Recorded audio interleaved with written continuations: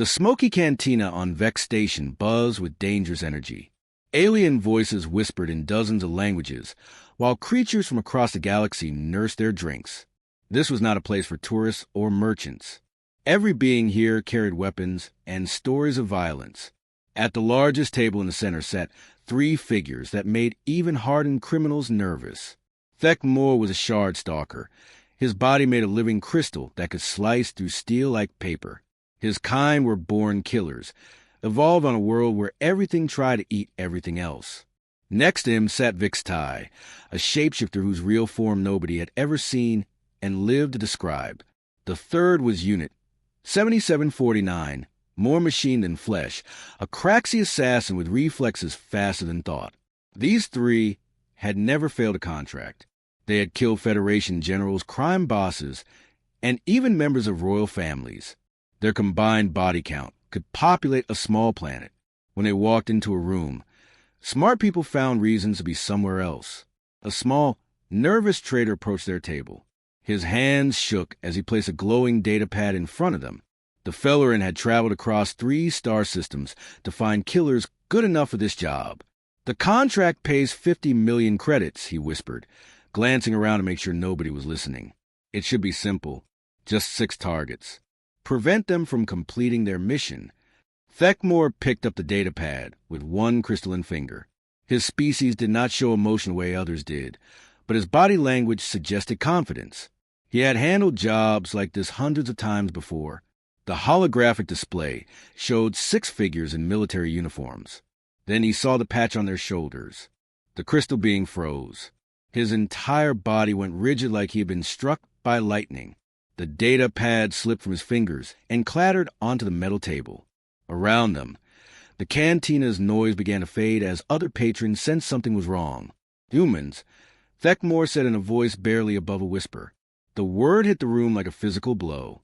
Conversation stopped mid-sentence. Glasses paused halfway in mouths. Even the 4-armed bartender stopped what he was doing and stared. Vixtai leaned forward to look at the display. Their form rippled and shifted nervously when they saw the uniforms.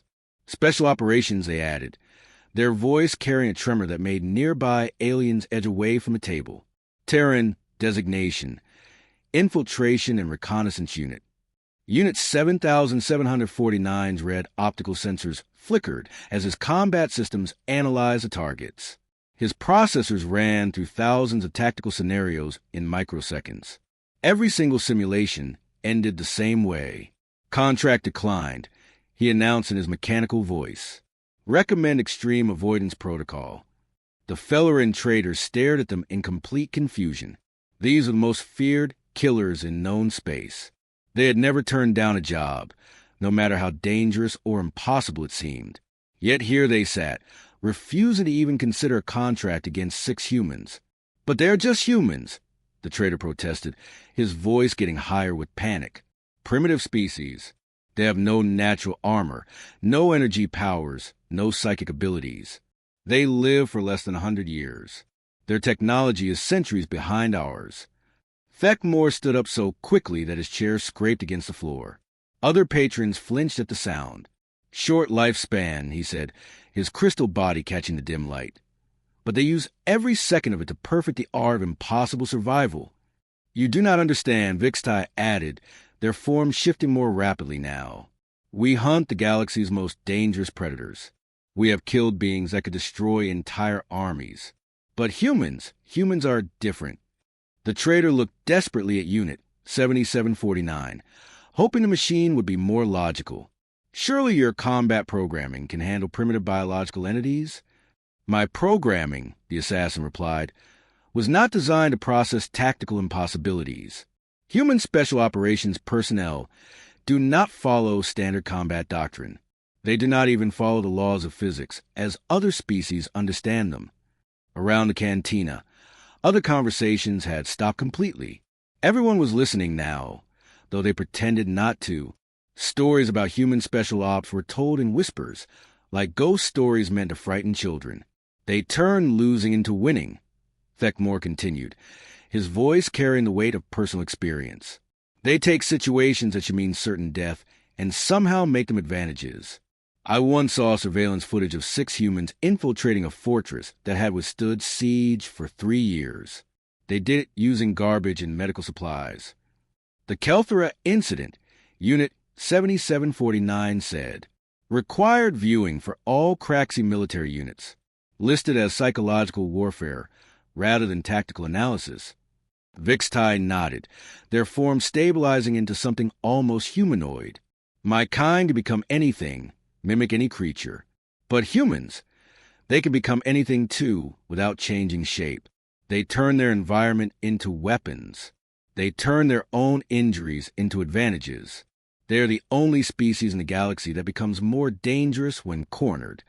The 3 killers began walking toward the exit, leaving their drinks untouched, and the trader sitting alone with his impossible contract. As they reached the door, Thekmor turned back one final time. Find other targets, he advised. Anything else in the galaxy, but leave the humans alone. Some prey is not worth hunting. After they left, the cantina remained silent for several long minutes. The Fellerin trader stared at the datapad, still showing the faces of 6 ordinary-looking humans. Finally, conversations began to resume, but quietly, carefully. Nobody wanted to say the wrong words. The bartender eventually approached the abandoned table and collected the untouched drinks. As he cleaned up, he made sure to delete the human profiles from the datapad's memory. Some information was too dangerous to leave lying around. In cantinas across the galaxy, the same scene played out again and again. The toughest killers in known space had learned to fear one thing above all others: human special operations personnel. They just wished the humans knew how terrifying they were. Admiral Veldar stared at the holographic display, showing Earth's small yellow star. The blue and green planet orbiting it looked peaceful from this distance, but the reports from the first contact team made him nervous.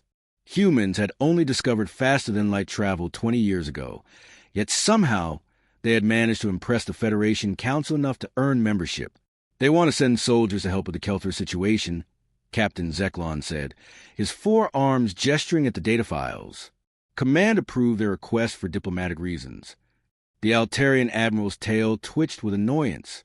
The war on Kelthera had been going badly for 3 years. Federation forces could not break through the enemy fortress, and their best strategists were out of ideas. Now Earth wanted to send their primitive warriors to help. What could they possibly offer? Dr. Kixera asked from her position near the science station. As the Federation's top expert on alien psychology, she had been studying human behavior since first contact. Their technology is centuries behind ours. They still use chemical explosives and metal projectiles. The holographic display changed to show 6 human figures standing in what appeared to be a military formation. They wore simple green and brown clothing that looked more like work uniforms than combat armor. No energy shields, no plasma weapons, no cybernetic enhancements. They looked completely ordinary. Meet the human contribution to Operation Kelthera, Admiral Veldar announced. 1 squad, what they call Special Operations Personnel. The lead human was introduced as Sergeant Major Kim Duyan. He was shorter than most Federation soldiers, with dark hair and eyes that seemed to notice everything around him. His uniform carried strange patches and symbols that the translation computers could not identify. Next to him stood Corporal Li Jinwu, younger but carrying himself with the same quiet confidence. Both humans had small scars on their hands and faces, suggesting they had seen combat before. Their weapons looked crude compared to Federation energy rifles, but they handled them with obvious skill. The human females participate in combat operations? Captain Zeklon asked, pointing at 2 of the figures. Most civilized species had learned to keep their females away from dangerous situations. Apparently so, Dr. Kixer replied, checking her notes. Sergeant Yoon Hana and Corporal Young So-young have identical training to their male counterparts. Human culture seems to ignore biological logic in favor of something they call equality. Staff Sergeant Park Min-ho was adjusting a collection of equipment that looked like it had been assembled from spare parts. None of it matched standard Federation designs, but he handled each piece like it was a precision instrument.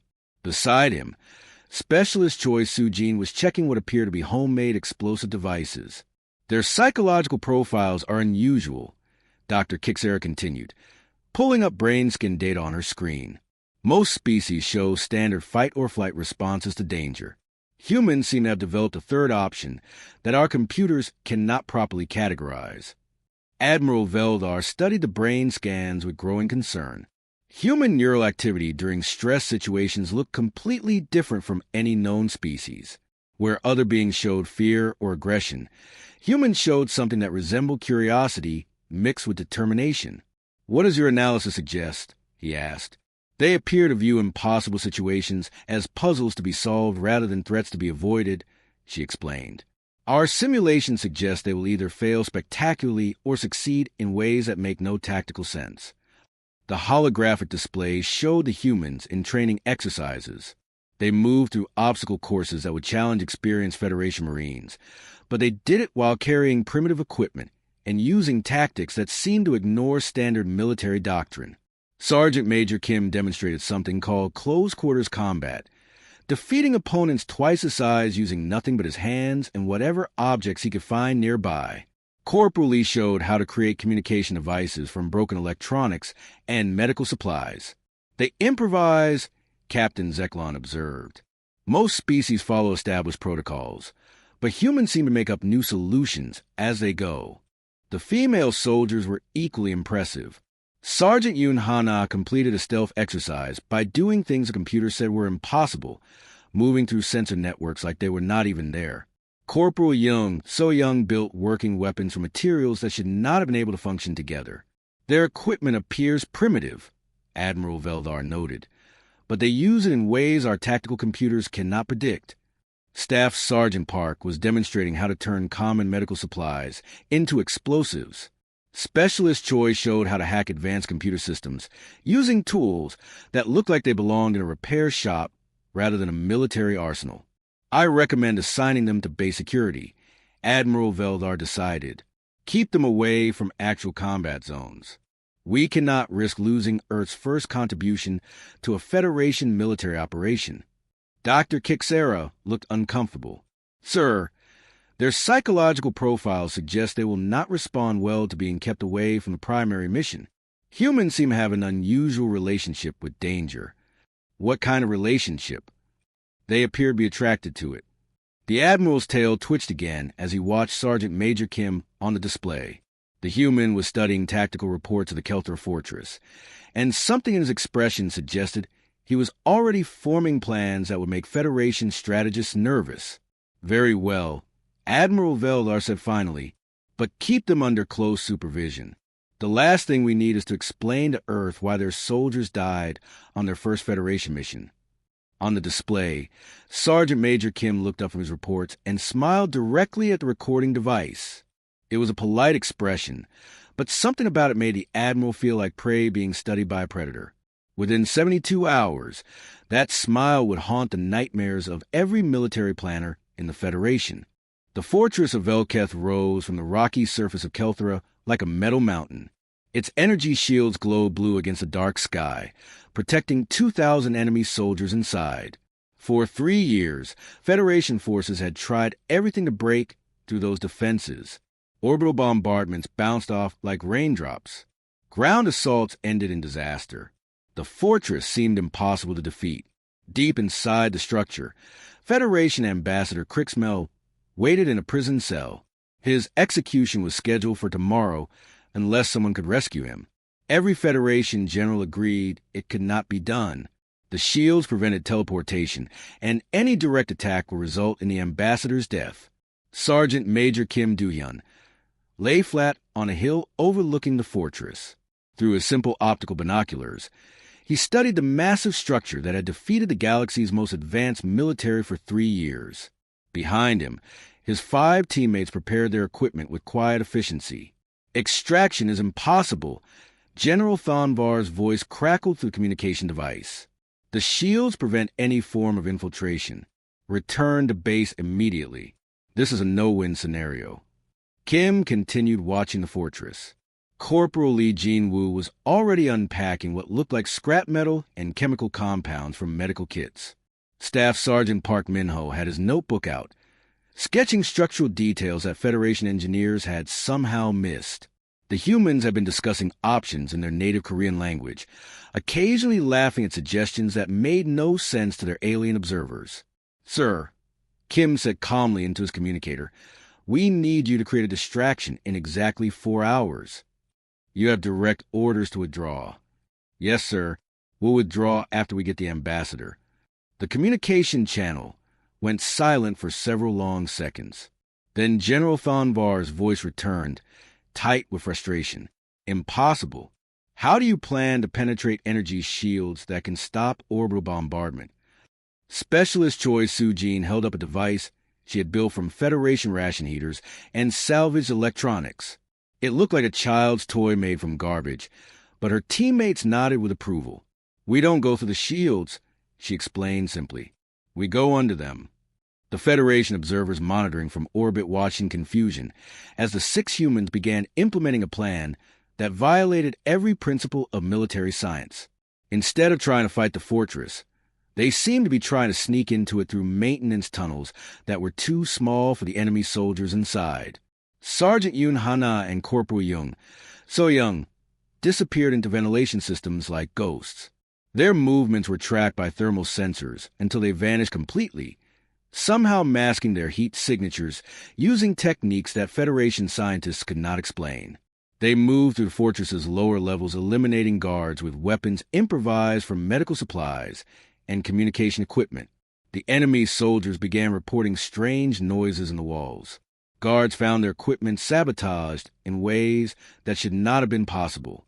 Communication systems started playing recordings of screaming sounds that seemed to come from everywhere at once. The fortress's own defensive systems began turning against the soldiers inside, creating deadly traps in corridors that had been safe for years. Staff Sergeant Park Min-ho had somehow turned the enemy's own security network into a weapon. Blast doors sealed randomly, cutting off escape routes. Environmental systems began producing toxic gases in specific areas, forcing enemy soldiers to abandon their positions. Emergency lighting flickered in patterns that seemed designed to cause panic rather than provide illumination. But it was Sergeant Major Kim who provided the masterpiece of psychological warfare. Instead of trying to disable the fortress's shields, he used the enemy's communication system to convince their commander that the shields were the only thing preventing a human biological weapon from spreading beyond the fortress walls. "Your men are already infected." Kim's voice echoed to the fortress speakers in perfect Nekri language. "The contamination spreads through air ducts and water systems. The shields that protect you from orbital bombardment also trap the plague inside. Every breath you take brings you closer to death." The enemy's soldiers began to panic. Reports flooded in about mysterious illnesses, strange deaths, and equipment failures that seemed to follow no pattern. Guards abandoned their posts. Officers lost control of their units. The mighty fortress that had withstood 3 years of siege began to collapse from within. By dawn, white flags appeared on the fortress walls.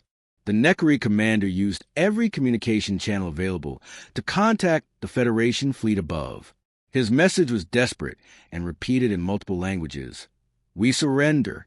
Please accept our surrender. Keep the humans away from us. We will do anything you want." Federation shuttles landed to find the fortress gates wide open. 2,000 enemy soldiers sat in neat rows with their weapons discarded, looking like trauma victims rather than defeated warriors. They would not look directly at the 6 humans who emerged from the fortress, carrying Ambassador Krixmel to safety. The ambassador was unharmed and in perfect health. The fortress's entire command structure had been neutralized without a single shot being fired. The energy shields that had protected the structure for years were still functioning perfectly.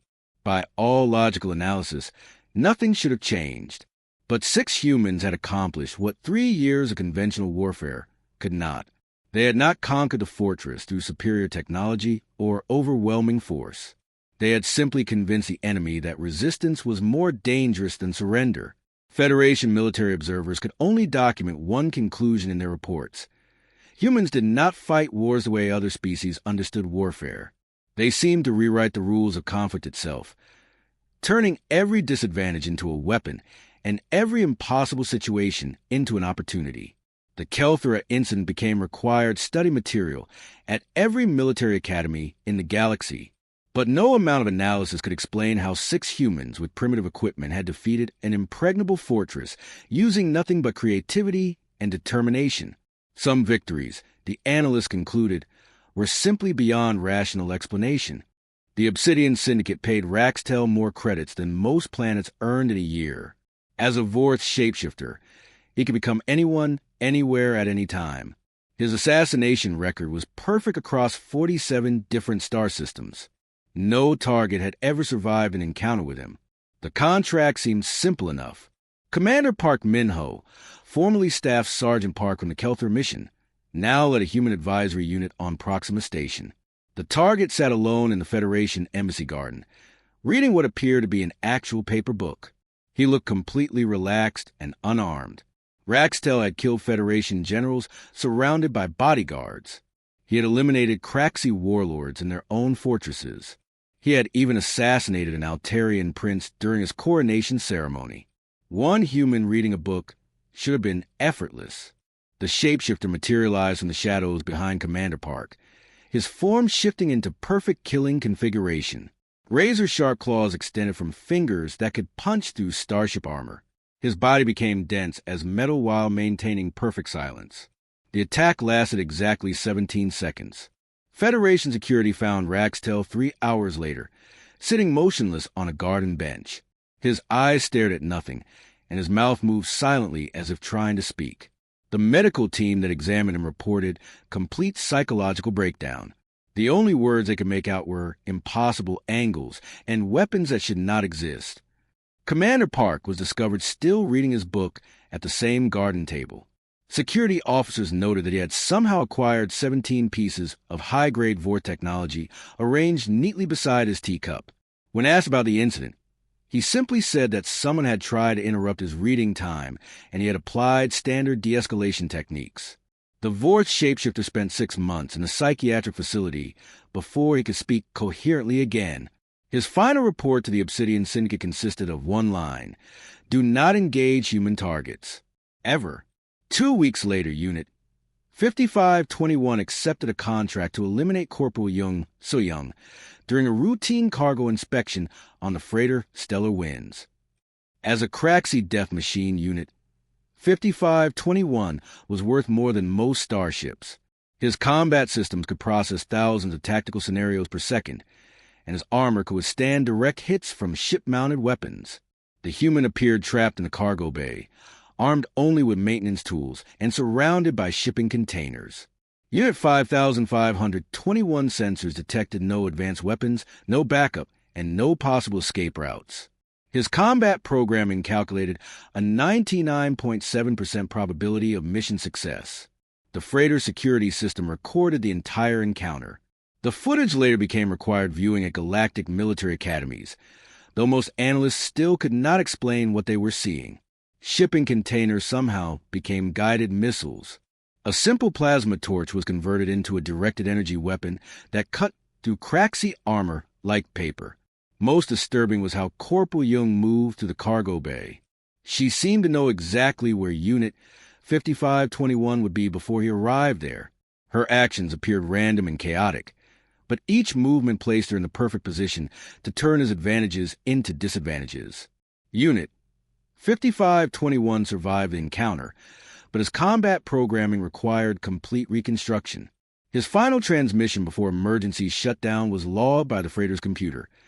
Target exhibited impossible tactical adaptation. Recommend species reclassification. Apex predator. The Craxi military immediately added human special operations personnel to their extreme threat database, alongside planet-killing superweapons and galaxy-destroying cosmic phenomena. 1 month later, the legendary Shard Stalker assassin Kexmore accepted what seemed like an easy contract. Sergeant Yun Hana was investigating arms smuggling in the lower levels of Black Market Hub Zeta 9. She appeared isolated from her unit, carrying only standard Federation equipment. Shard Stalkers were living weapons, evolved on a world where survival required the ability to cut through anything. Their crystalline bodies could slice through starship hulls, and their reflexes operated faster than most species could think. Kexmore had never met an opponent who could match his speed or penetrate his natural armor. The encounter took place in a maintenance corridor far from any security cameras. Station personnel only discovered the aftermath when other smugglers reported strange sounds coming from the lower levels. Security teams found Kexmore embedded in a bulkhead, his crystalline structure somehow rearranged into a perfect geometric prison. He was alive but completely immobilized, trapped in a formation that defied every law of physics the station scientists understood. Sergeant Yoon was located in a nearby corridor, calmly documenting evidence of the smuggling operation. Her official report noted, subject attempted assault, applied standard de-escalation techniques. Incident resolved with minimal collateral damage. Station security also noted that she had somehow acquired enough illegal weapons to arm a small rebellion, though none of the smugglers could explain how their carefully hidden stockpiles had been discovered and redistributed. Within hours of the incident, every crime syndicate in the sector received the same message through their communication networks. The content was simple but effective. Human operatives were to be added to the absolute no-engagement list alongside cosmic storms and black holes. By the end of the year, 3 words had become the most feared phrase in the galactic underworld: human special operations. Professional killers who had never known fear began to understand why contracts targeting humans paid so much. It was not because the jobs were difficult. It was because no one who accepted them ever returned to collect their payment. The galaxy's most dangerous predators had learned a simple truth. There was always something higher on the food chain, and it carried primitive weapons and packed lunch in paper bags. Unit 9847 had been manufactured just 3 weeks ago in the most advanced Craxi military facility. His experimental combat programming contained tactical knowledge from 1,000 battles across the galaxy. His reflexes could track projectiles moving at light speed, and his armor could withstand direct hits from orbital bombardment cannons. Fear was not programmed into his systems because the Craxi believed it was inefficient. The young assassin studied the contract data, showing 6 human targets with growing excitement. His processors calculated victory probability at 98.4%. These primitive biological entities looked like easy credits, and the payment would fund his next series of upgrades. You do not understand what you are considering, Thekmore tried to explain from across the cantina table. The crystalline being had been sharing stories about human encounters for the past hour, but Unit 9847's logic circuits dismissed them as exaggerated fiction. My combat programming has analyzed all available data on human physical limitations, the young Craxi announced, his optical sensors flashing with confidence. Inferior bone density, limited muscle strength, slow healing rates, short operational lifespan, no natural armor or energy manipulation abilities. Vixtai shifted nervously in their seat, their shapeshifter form rippling with agitation. The data does not include their tactical unpredictability. They do not follow logical combat patterns. All biological entities follow predictable patterns. Unit 9847 stated with mechanical certainty. My programming contains tactical responses to over 10,000 species configurations. Humans present no unknown variables. The 3 veteran killers exchanged glances that would have been meaningful to anyone who understood the weight of experience. They had tried to warn him, but young Craxi units were programmed with confidence that bordered on arrogance. Your programming, Thekmore said quietly, was not designed to process impossible tactical adaptations. But Unit 9847 was already walking toward the exit, his systems calculating travel time to the human targets. Behind him, the cantina fell into respectful silence. Other patrons understood they had just witnessed something significant, though they could not predict exactly what. 3 days later, Luna Base Tango orbited Earth's moon in peaceful rotation. The facility looked like any other Federation military outpost, with standard defensive systems and routine patrol schedules. Nothing about it suggested the legendary warriors who operated from within its walls. Sergeant Major Kim Doohyun sat in the base mess hall, drinking coffee that had been synthesized from recycled water and processed algae. The taste was terrible, but it was hot and contained caffeine, which met his basic requirements for morning beverages. His teammates occupied nearby tables, going through their daily routines with casual efficiency. Incoming hostile, Staff Sergeant Park Minho reported without looking up from cleaning his equipment. Craxi designed experimental series. Long-range sensors picked up his approach vector about an hour ago. Just one, Corporal Lee Jin-woo asked, sounding mildly disappointed. His tone suggested he had been hoping for something more challenging to break up the routine. Apparently so, Sergeant Yoon Hana replied while checking her gear with practice movements. Combat Android, latest generation programming. Probably thinks we represent some kind of soft target opportunity. Specialist Choi Soo-jin laughed while calibrating what appeared to be mining equipment modified with communication devices and medical supplies. Her modifications looked random to untrained observers, but her teammates recognized the careful engineering that went into each improvisation. Remember the last assassin who made that assumption? Corporal Young So-young asked while organizing what looked like spare parts into precise patterns. Which one was it again? The shapeshifter, the crystal creature, or the one with the expensive armor? All of them, Kim replied, taking another sip of his terrible coffee. They all made the same basic miscalculation. The team continued their morning preparations with the same calm efficiency. They applied to every situation. Equipment was checked, communications were tested, and tactical positions were discussed with the casual tone most people use for weather conversations. Estimated time of arrival? Kim asked. About 6 hours, Park replied. Standard infiltration approach. Stealth systems engaged, probably planning to hit us during the night shift. Should we inform base security? Choi asked. No need to bother them, Yin said. This looks like a standard Tuesday situation. The humans returned to their routine activities. Kim finished his coffee and started reviewing routine paperwork. Park continued cleaning equipment that already looked perfect. Lee began preparing what appeared to be a completely normal maintenance schedule that would somehow result in the base's defensive systems being optimally configured for unexpected visitors. Outside the base's reinforced windows, Earth hung in space like a blue and white marble. From this distance, it looked peaceful and harmless, home to a species that had somehow become the galaxy's most feared warriors without ever understanding their own reputation. Unit 9847 would arrive in 5 hours and 57 minutes, confident in his superior technology and advanced programming. His combat systems contained tactical knowledge from across the galaxy, but they had never been tested against opponents who treated impossible odds like routine maintenance issues. The young Craxi would discover what every other professional killer in the galaxy had learned. Humans did not follow the rules that governed everyone else. They rewrote those rules in real time, turning every disadvantage into a weapon and every desperate situation into an opportunity. 6 hours later, Luna Base Tango would add another entry to its incident reports. The notation would be brief and matter-of-fact, filed under routine security matter, resolved with standard procedures.